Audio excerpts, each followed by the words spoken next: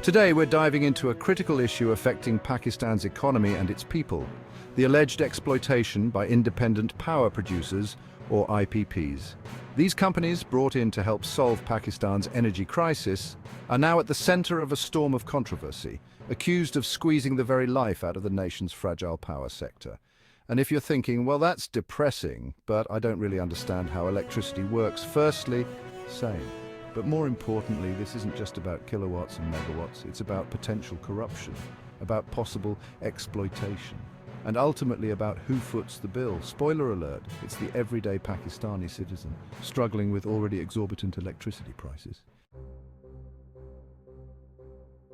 Now, let's talk about the alleged overbilling and excessive charges. Think of it like this.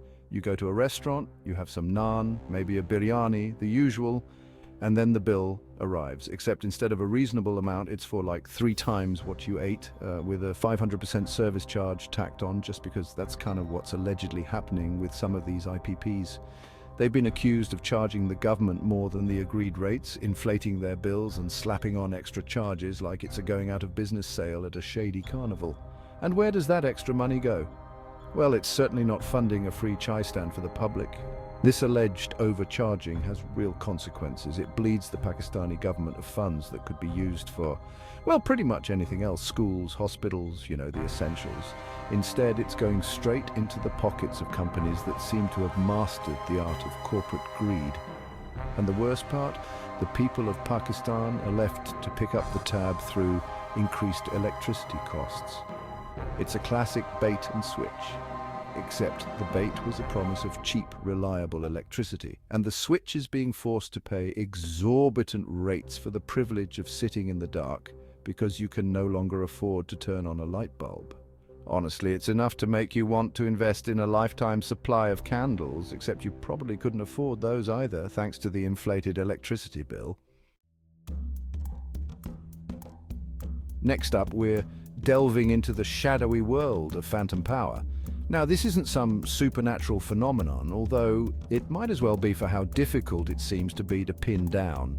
See, there are claims that some IPPs are engaging in a bit of creative accounting, allegedly misreporting the amount of electricity they generate. It's like claiming you baked 3 dozen cookies, when you've clearly only got half a cookie sheet to show for it. These alleged discrepancies, these phantom megawatts, if you will, mean that the government might be shelling out money for electricity that doesn't even exist. It's like paying for a 5-star hotel room and ending up in a broom closet with a flickering light bulb.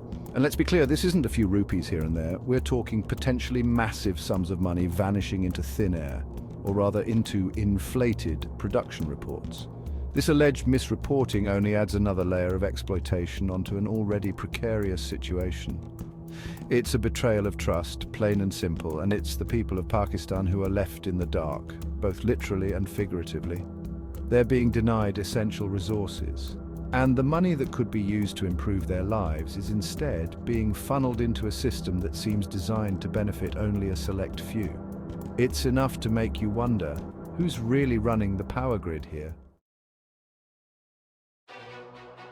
Now, let's talk about the lovely contracts that make this whole sorry situation possible. Imagine signing a contract that says no matter what happens, whether you deliver on your promises or not, you still get paid in full with a cherry on top. Sounds like a sweet deal, right? Well, that's essentially the arrangement some IPPs seem to enjoy. These contracts, often shrouded in secrecy, are allegedly heavily skewed in favor of the IPPs, with guaranteed payments regardless of performance. It's like giving someone a blank check and then being surprised when they max it out on solid gold swimming pools and diamond-encrusted back scratches. These favorable contracts create a massive financial strain on the government, and by extension, the Pakistani taxpayers. It's a system that incentivizes complacency at best and outright exploitation at worst. Why bother being efficient or cost-effective when you've got a guaranteed payday, no matter what, right? Let's move on to the fuel that powers these plants because, surprise, surprise, even the fuel supply is allegedly riddled with corruption. Picture this.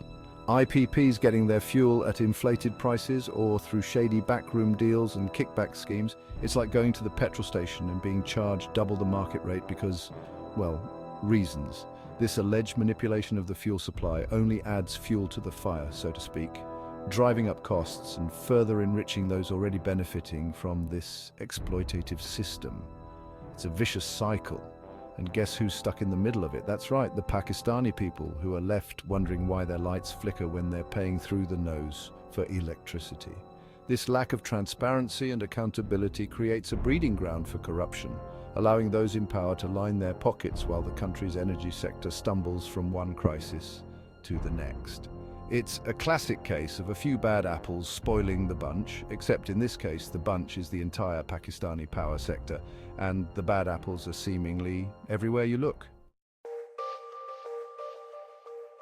And finally, let's talk about the people who are supposed to be overseeing all of this, the regulators.